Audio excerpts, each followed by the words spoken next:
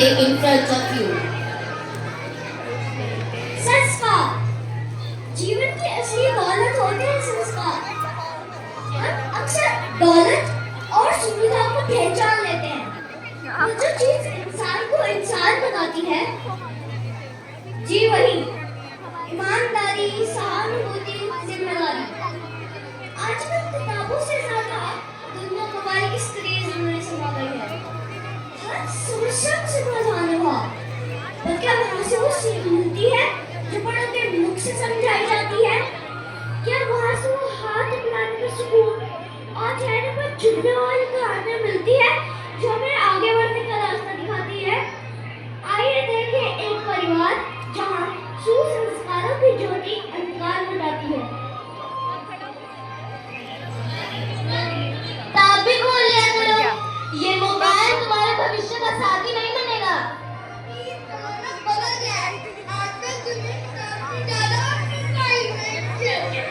बेटा, इंसान की असली पहचान उसके संस्कारों से ही होती है। ये मोबाइल हमें संस्कार नहीं सिखाते, हमारी मिट्टी के बारे में नहीं बताते। समाज तब फलता है जब उसके अंदर ईमानदारी और करुणा हो। दादी, जमाना बदल गया है। आजकल कौन ईमानदारी से आगे बढ़ता है? पैसा और पावर ही सब कुछ है। देखो, लगा रही है ना? भाई, अगर समाज से स्वार्थ और लालच से आगे बढ़ेगा, तो वो टूट जाएगा। अच्छा, एक बात बता, हमारे मम्मी पापा हमारे लिए इतनी मेहनत कर रहे हैं, इसमें उनका क्या स्वार्थ है, क्या लालच है? बता। बस, तुम देश जरा करते हो, बिगाड़ आते। दादी, रहने दे बेटा। जब तक इंसान ठोकर नहीं खाता, तब तक संभलता नहीं।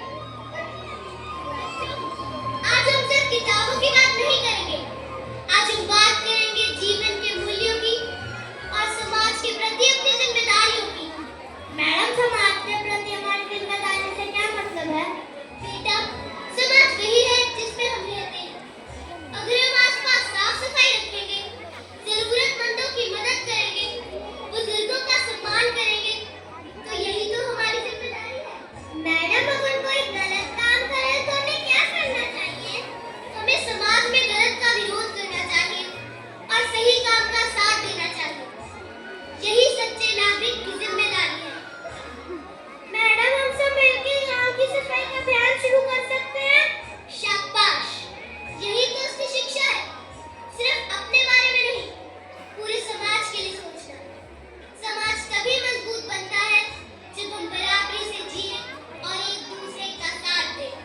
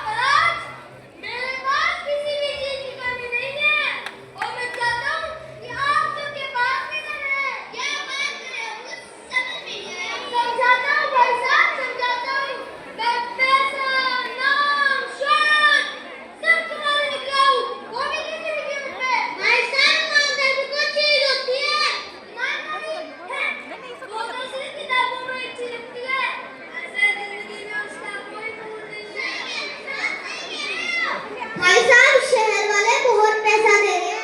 भाई, उसने अपना पैर जमीन में रखा। जी बिल्कुल, समझ जाएगा हमारा। बेटा, याद रखो, पैसा साधन है, लक्ष्य नहीं। अगर पैसा लाकर संस्कार ही खो दिए, तो हमारे पास बचा ही क्या? दादी, बेहतर जीवन के लिए थोड़ा ना सैक्रिफाइस करना पड़ता है ना। हाँ दादी, हाँ। नमस्कार दादी जी। दादी ना सही तो हमारी सही। नमस्कार तो करो। नमस्कार।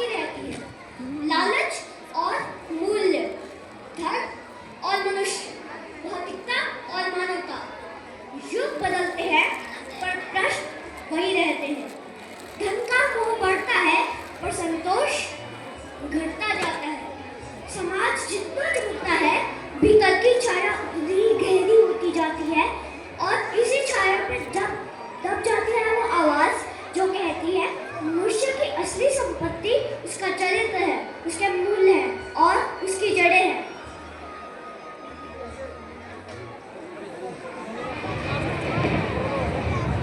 मैं प्रकृति हूँ। मैंने तुम्हें अन्न दिया, जल दिया, जीवन का हर क्षण दिया, पर तुम्हारे लालच ने क्या किया? मेरे वनों को काट दिया, नदियों में जहर भर दिया, हवा में धुआं घोल दिया। अब मेरा रूठ जाना केवल मेरा क्रोध नहीं, अब मेरा तांडव प्रलय लाएगा, प्रलय लाएगा, प्रलय लाएगा।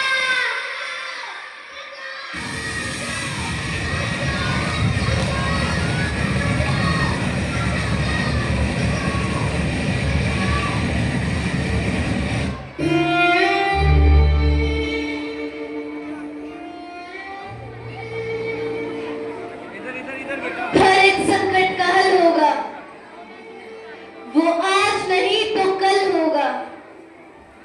माना की है चारों ओर अंधेर बहुत, चारों ओर नाकामी है। माना की थक्कन टूट रहे पर सफर अभी दूरगामी है। जीवन की आपाधापी में जीने का ठिकाना छूट गया। माना की थककर सपनों का नींदों में आना छूट गया। माना की हिम्मत टूट गई, आंखों में निराशा छाई है। माना की चांद पर ग्रहण है और रात अभी गहराई है। श्री कृष्ण ने साफ कहा है कि बस कर्म तुम्हारा फल होगा। कर्म अगर सच्चाई है तो कर्म कहाँ निष्फल होगा, कर्म कहाँ निष्फल होगा, कर्म कहाँ निष्फल होगा। ये कब एक दूसरे का साथ देने का है, एक दूसरे का साथ दो, एक दूसरे का सहारा बनो। आप भी फोन करे आई मैं ना फंक्शन पे आई थी बाद में इस संकट ने हमें याद दिलाया नहीं, हम अलग नहीं हैं। क्या छोरी की मम्मी तो गई होगी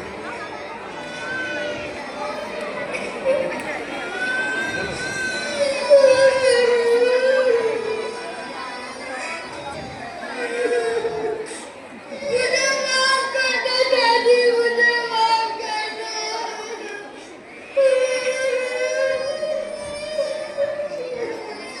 मैं भूल गया था। ये मेरी जगह, ये मेरी लोग हैं। मॉडर्न बनने के चक्कर में, आधुनिकता को अपनाने के चक्कर में मेरी आंखों में पर्दा पड़ गया था दादी, मुझे माफ कर दो। बेटा, अगर सुबह का भूला शाम को घर लौट आए तो उसे भूला नहीं कहते बेटा। पश्चाताप आपसे बड़ी कोई सीख नहीं है। मैं आधुनिकता के खिलाफ नहीं हूँ, लेकिन हमें प्रकृति और आधुनिकता के साथ संतुलन बना के चलना होगा। तुम्हारा अपने मूल्य को समझ लेना, अपनी जिम्मेदारी का एहसास कर लेना, यही तो है तुम्हारा प्रत्यारोपण। लोहा झुकना लगता है